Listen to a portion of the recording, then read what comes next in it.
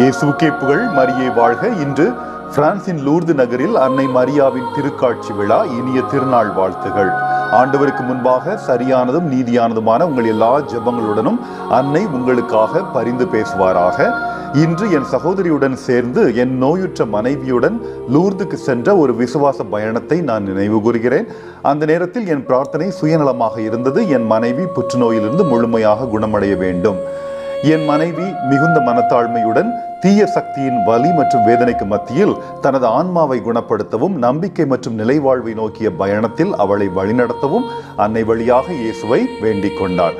மசபியல் குகைக்குள் நாங்கள் அனைவரும் உணர்ந்த அன்பும் அமைதியும் வற்றாத ஊற்றிலிருந்து வரும் தண்ணீரின் குணப்படுத்தும் ஆற்றலும் வார்த்தைகளால் விவரிக்க முடியாதவை.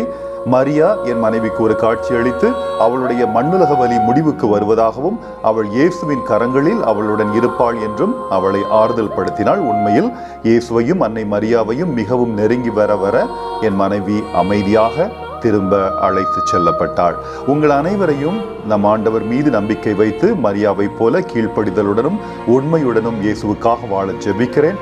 எப்பொழுதும் மரியா மூலம் நிலையானவற்றையே கேளுங்கள், பெற்றுக்கொள்வீர்கள். ஆமேன். மரியே வாழ்க.